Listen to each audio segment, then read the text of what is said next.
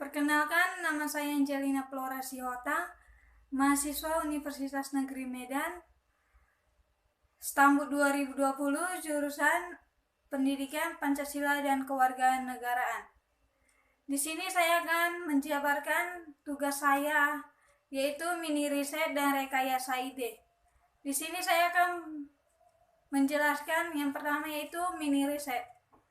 Mini riset ini saya melakukan sebuah penelitian dan mengambil sebuah tema yang berjudul bagaimana pemahaman dan keluarga saya mengenai macam-macam hukum yang berlaku di masyarakat itu, dan bertujuan untuk seberapa paham mereka mengenai hukum-hukum yang berlaku di Indonesia. Di sini saya mau melakukan penelitian itu wawancara, di mana saya mewawancarai orang tua dan tetangga saya. Setelah saya mewawancarai orang tua dan tetangga saya, yaitu ibu saya, ternyata ibu saya hanya mengetahui hukum pidana dan kitab undang hukum pidana. Karena apa? Karena ibu saya sering melihat berita orang-orang yang melakukan kriminal pembunuhan,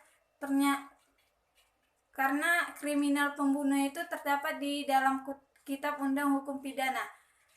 Dan setelah saya mewawancarai tetangga saya, ternyata tetangga saya hanya mengetahui hukum adat atau kebiasaan, dikarenakan tetangga saya ini sering melihat sebuah acara pesta-pesta adat, dan hukum ini juga merupakan hukum yang sudah melekat di masyarakat itu sendiri, dan juga hukum yang dilakukan kebiasaan secara turun-temurun. Kesimpulannya bahwa masih banyak masyarakat atau khususnya orang tua dan tetangga saya belum memiliki pengetahuan atau wawasan yang luas mengenai macam-macam hukum yang berlaku di Indonesia atau di masyarakat itu sendiri. Di sini saya akan menjelaskan juga rekayasa ide, di mana rekayasa ide saya ini lanjutan permasalahan mini riset saya, dan di sini saya akan menjelaskan atau menyampaikan gagasan yang tertuang di rekayasa ide saya itu pertama masyarakat itu harus adanya sosialisasi. Artinya masyarakat itu harus membuat sosialisasi dan melakukan kerjasama satu dengan yang lain agar masyarakat itu sama-sama memiliki pengetahuan mengenai hukum. Yang kedua, melakukan pelatihan pendidikan. Artinya masyarakat itu harus membuat acara pelatihan pendidikan atau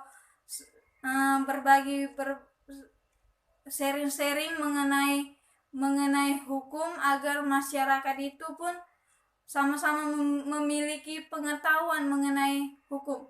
Dan juga yang ketiga itu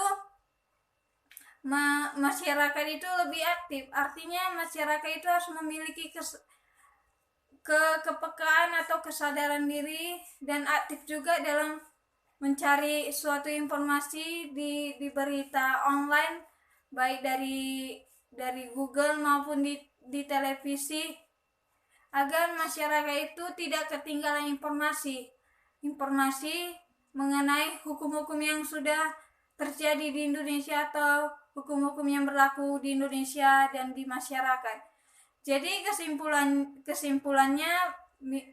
mini riset dan rekayasa ide saya ini bahwa jika masyarakat itu melakukan sosialisasi atau melakukan pelatihan dan pendidikan mengenai hukum dan melakukan sharing, maka masyarakat itu akan memiliki pengetahuan dan memiliki wawasan luas mengenai macam-macam hukum yang berlaku di Indonesia, dan tidak ketinggalan informasi apa-apa saja yang terjadi apa-apa saja yang terjadi di Indonesia dan hukum-hukum apa yang sering terjadi di Indonesia.